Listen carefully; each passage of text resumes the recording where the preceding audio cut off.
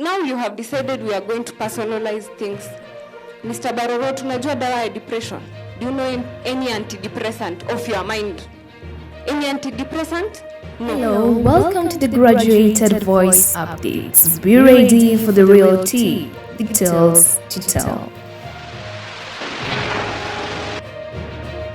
While grandparents, parents and students affected by the Finland education scam in Uasin Gishu County wept before the governor, Jonathan B. and Senator Jackson Mandago as they narrated their stories. But what caught the eye of a majority and the attention of netizens is this particular lady. This young girl went on ahead to confront the leaders, talking about their issues and how the leaders are lying to them. And as we get into that particular video, make sure that you like the video, talk to us in the comment section, tell us what is your take concerning this particular issue, and also you can share us out, let people know how this new generation is doing their thing out there.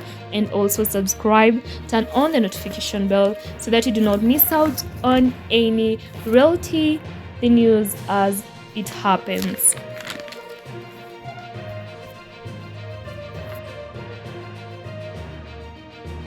First of all, mumetuita meeting sisi na wazazi wetu. Mkasema meeting ni ya 9 am. Number 1. Mulifika saa ngapi? Probably you don't expect me to ask such a question, but these are the people that you elected you for you to serve them. I may seem very foolish in front of you considering I am very young. Well, these two leaders had called a meeting, but most of the parents and their children could not hold back their tears of pain. Guga hajakula kitu tangu asubuhi. Tumeleta wazazi wetu ni wagonjwa, wengine wako na pressure, wengine wako na diabetes, wengine wako na depression. Mr. Chelilim, nilisoma na watoto wako 3. Nataka nikuulize swali moja. Unajua dawa Emotions really ran high as most of the parents narrated, some of the parents actually narrated how they sold their property, how they used up their retirement benefits to pay for their children to study in Finland. This girl went on ahead to quote that some of them even sold their houses, their cattle, let's talk about cattle, their farms, just to be able to pay for their children, so that they can be able to go to Finland. But it all went like that. Let me just quote as we listen into that girl, let me just quote one of the parents right here, quotations. I paid 2.5 million Kenya shillings for my 2 children to go to Finland, but 2 years down the line, we are all home, rendered poor and suffering from depression. That is what these particular parents said. So you can imagine the matter of depression and all that has been happening amongst them. Present. You don't. Nilisoma na Beryl B. Ako UK saa hii tukiongea. Nilisoma na Bernard ako Australia.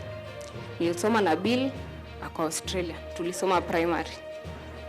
Mr. Barorot, tukikuwa meeting ulituambia kuna watoto wako wengine wako majuu. Ukasema ukaambia wa parents. That aside, they also accused these leaders of having a sweet tongue, whereby they openly lied to them. They narrated how they had been tormented by the county askaris for being outspoken in demanding their rights. Parents, si hao watoto wote ni wetu. Si wote ni wetu. Ako wapi mtoto wa Barorot hapa asimame? Ako wapi wa B? Ako wapi mtoto wa Mandago? No leader here. Now you have decided we are going to personalize things. Mr. Barorot, unajua dawa ya depression? Do you know any antidepressant of your mind? Any antidepressant? No. And so that aside, she also talks about her hustle. She stated that she is a graduate, but then despite being a graduate, she is selling OG. This is a situation that has been in the country, Kenya, for quite some time. Everyone is talking about it, complaining about it, how people are actually suffering and all when it comes to getting jobs. She did not forget to quote that kazi ni kazi. Despite what she's doing, she is okay. But She compared herself to the children of the leaders who are said to be outside the country doing or earning their euros and all. With that, let me just quote a statement from one of the students. I am ready to die or be killed by the county askaris. Then you can send your child to come and read the eulogy at my funeral. Some of us are on antidepressants. Nilimaliza shule 2021. I graduated from Kabarak University. Your daughter graduated from Riara University. Probably it does not even move you. I congratulated her, nikamwambia, hey, you finished bana, congratulations. So what is next? Akaniambia she doesn't know, she's going to tell me. That is, after that we didn't talk. Now, let me just quote a statement from one of the students. I am ready to die or be killed by the county askaris. Then you can send your child to come and read the eulogy at my funeral. Now, you have given her a head start of some months. We don't know whether you sold land, whether you secured a loan, whether you sold your house. You have given your children head starts. This government, the two leaders, B and Mandago, among the rest, had just a few words to state. They admitted that indeed this was a huge and serious problem that needed to be solved, and therefore the parents needed the refund. They needed them to be refunded their money.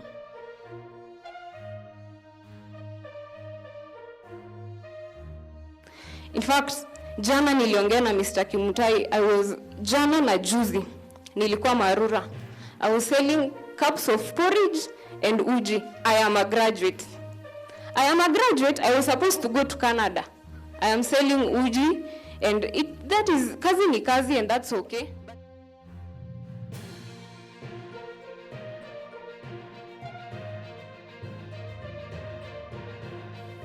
This government of His Excellency our President was for the hustlers.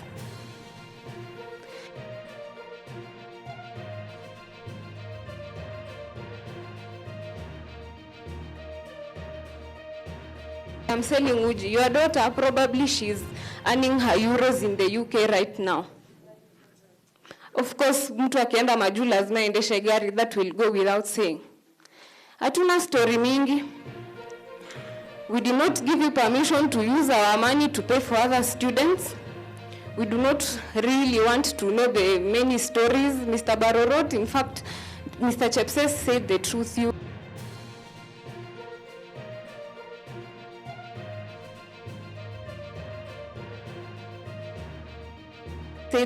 You are very mean with the truth.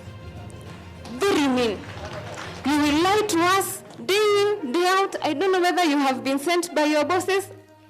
It is okay if you will follow me today after. In fact, that I don't have anything to live for, so you can just send your goods. If they go and kill me, it's okay. At least I will not have killed myself. So I am going to tell you the truth. You are very mean with the truth. As well as we listen in on the rest, remember that if it's happening, I know all about it, and if I know all about it, I'll tell you all about it. So you can choose to like the video, share it out there, subscribe, and turn on the notification bell to get the reality details to tell.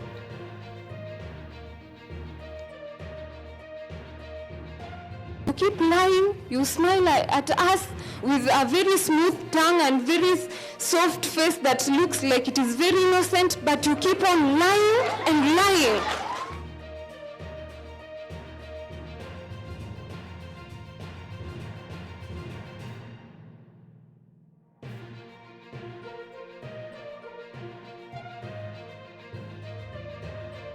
Behind there, and the great woman was speaking here was my mother. She's my mother. Now I want just to submit that what she's feeling is a lot of what she's talking about. The reason sometimes you feel that the reason maybe I'll give a feedback of why some of us don't go back home is because what we feel when we're there.